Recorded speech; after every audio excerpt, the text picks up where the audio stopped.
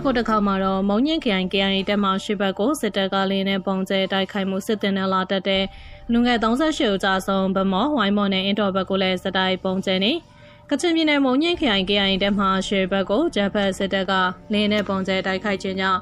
စစ်တင်နဲ့လာတက်တဲ့တင်နန်းသား38ဦးကြာဆုံးက28ဦးထိခိုက်ဒဏ်ရာရရှိခဲ့ကြောင်း KIC သတင်းမြစ်ကပြောပါတယ်မတ်လ30ရက်နေ့ညနေပိုင်းမှာဂျပန်စစ်တပ်ကမုံညင်း KIA တက်မှရှိဘက်ကိုဂျဖိုက်တာ2စီးနဲ့ပုံကျဲတိုက်ခိုက်ခြင်းကြောင့်စစ်တင်နလာတက်တဲ့တင်နန်းသား38ဦးကြာဆုံးက28ဦးထိခိုက်ဒဏ်ရာရှိခြင်းဖြစ်ကြောင်းသိရပါတယ်။မနေ့ညနေပိုင်းကဂျပန်စစ်ကောင်စီကကချင်ပြည်နယ်မုံညင်း KIA တက်မှရှိဘက်ကိုလေရင်ဂျက်ဖိုက်တာ2စီးနဲ့ပုံလာကျဲသွားပါတယ်။လာကျဲတော့ KIA ဘက်မှာတင်နန်းလာတက်မဲ့တင်နန်းသားတွေ38ယောက်ကြာဆုံးပါတယ်။28ယောက်လောက်ဒဏ်ရာရတဲ့တော်တော်ဆိုးတဲ့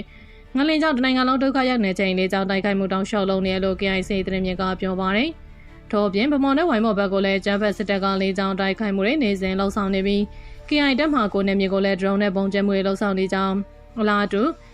ယနေ့ဧပြီလ1ရက်နေ့မှာဂျပန်စစ်တပ်ကတိုက်ပွဲဖြစ်ပွားခြင်းမရှိအင်တော်မျိုးဘက်ကိုလေးနဲ့ပုံကျဲခဲ့ကြောင်းသိရပါတယ်။ဗမော်ဘက်လေးကြောင်းတိုက်ခိုက်မှုတောက်လျှောက်ရှိတဲ့ဝိုင်းမော်ဘက်ရွာဘက်ကိုလည်း drone နဲ့ပုံကျဲရရှိတယ်ပြီးတော့ငလင်လောက်ပြီးနောက်ပိုင်း KIA တပ်မှကိုနေမြေကိုလည်း drone နဲ့ပုံကျဲရရှိပါတယ်။ဒီနေ့လည်းတပ်မဟာနေလီဒိုလန်ဘက်ကိုလည်းပြည်သူ့စစ်ဖွဲ့ drone နဲ့ပုံကျဲရရှိပါတယ်။စစ်ကောင်စီကစစ်ရောက်စွမှုတောက်လျှောက်ကျွလွန်နေတာဒီနေ့နေ့လယ်ပိုင်းနဲ့အင်းတော်မျိုးဘက်ကိုတကြမရှိပဲဂျက်ဖိုက်တာ2စီးနဲ့ပုံလာကျဲတယ်လို့ KIC သတင်းမြစ်ကဆက်လက်ပြောပါတယ်။ဘာကတနိုင်လမ်းပေါင်းရှိလာဝကျေးရွာမှာတက်ဆွဲထားတဲ့ဂျပန်စစ်ကောင်စီနဲ့ပူးပေါင်းဖွဲ့တွေကိုမတ်လ30ရက်နေ့မှာ KIPDF ပူးပေါင်းဖွဲ့ကထိုးစစ်ဆင်မောင်းထုတ်လိုက်တဲ့အတွက်စစ်ကောင်စီပူးပေါင်းဖွဲ့ဝင်တွေကမိုင်းဘက်ကိုဆုတ်ခွာသွားကြောင်းသိရပါတယ်။နောက်တဲ့တင်ဆက်ပေးမှာကတော့နောက်ချုံမြို့နယ်တောင်လှကျေးနဲ့ကောရခါကျေးကိုစစ်တပ်ကလေးကြောင်းတိုက်ခိုက်ပုံကျဲမှုပြည်သူ9ဦးတရားရ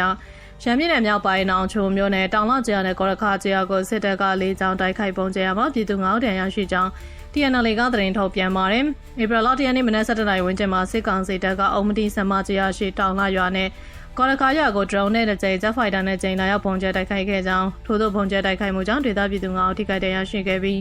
နေအိမ်နှလုံးပျက်စီးခဲ့ကြောင်းသိရပါတယ်။ဂျမနီမတ်လ30ရက်နေ့ကလည်းစစ်ကောင်စီတပ်က120မမပုံတီးတဲ့ဆောင်လက် drone နဲ့နောင်ချုံမြို့နယ်ကြောက်ကျန်းကျေးရွာကိုပုံကျဲတိုက်ခိုက်ခဲ့ကြောင်းသိရပါတယ်။စစ်ကောင်စီတပ်ကငလင်လောက်ခတ်ပြီးမတ်လ30ရက်နေ့ကနေဧပြီလ6ရက်နေ့ထိ